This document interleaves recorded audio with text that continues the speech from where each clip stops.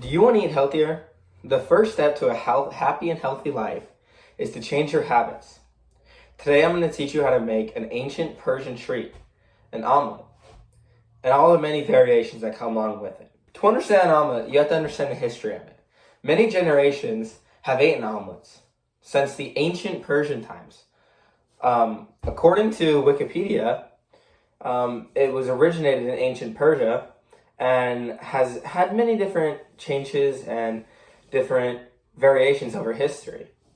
It is once said that, according to Wikipedia, that Napoleon Bonaparte once had an omelet and he liked it so much that he got an entire city to craft a giant omelet for his military when he was in the war. Now, to make an omelet, you're going to need many ingredients and equipment. The first thing of equipment you need is a pan, a medium pan. So there's usually 3 sizes, small, medium, and large. And you want the medium one. The first thing you want is butter. You want butter so the omelet doesn't stick to the pan. Now, in order to make sure it doesn't burn, you want extra virgin olive oil. This is important because it helps maintain the temperature and it doesn't get super, super hot so your omelet doesn't burn when it's cooking. Now, the next thing you're going to need is 3 eggs. You can have more if you're bigger or if you want to gain more muscle and protein, but 3 eggs is what's preferred. Cheese and herbs. Now, this adds a lot of flavor and it also, it's a personal taste. So depending on where you're from or what you want to eat, you can add more cheese, you can add more herbs, you can add meat if you want to. I know a lot of people like meat. But on today's omelet, I'm not going to teach you how to make one with meat. I'm just going to do just an egg omelet. The very first step you want to do before you start cooking is to wash your hands. Now, when you start cooking, you're going to want a bowl, because the bowl is how you mix your eggs together. Because if you don't, then you're going to have the yolk and the whites all not mixed up together, and that's going to be bad, and your egg's not going to turn out how you want it to be to make the perfect omelet. Now, you have to crack the eggs into the bowl. 1, 2, 3. Now, the next step you want to do is you want to take a fork or a whisk if you have it. I would rather prefer a fork.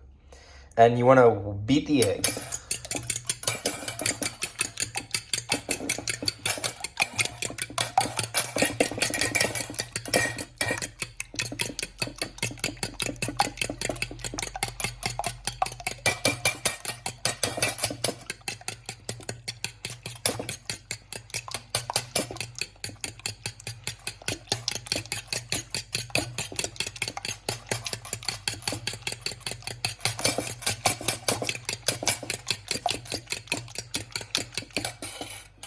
Now, the eggs are beaten. You want to take your fork and put it and wash it off so it doesn't spread salmonella. Now, what you're going to want to do is you're going to go to your pan and turn your stove onto low to medium heat. So if it's a 10 setting, around like 3. Now, you're going to want to take your butter and you're going to want to melt it. And ready? Boom! Your butter is melted. Now, you want to take your extra virgin olive oil and you want to pour it in there, and you can eye this,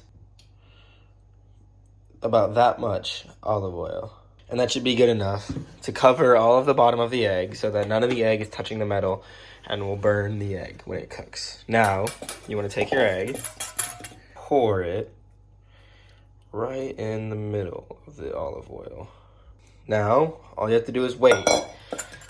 You just sit there and you wait for it to cook, and you'll start seeing on the bottom. Ready? Boom! Now your egg is fully cooked.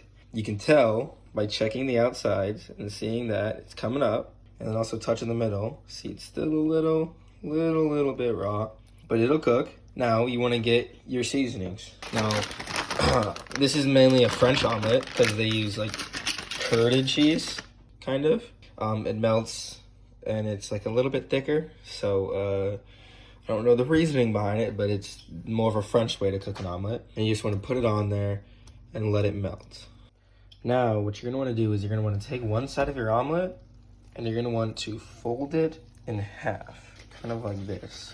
And as you can see, because we use the olive oil, the bottom is completely unburnt and it looks like a very good egg. Take your egg and put it on the plate. Now that it's done and the egg is cooked, you want to take your seasonings.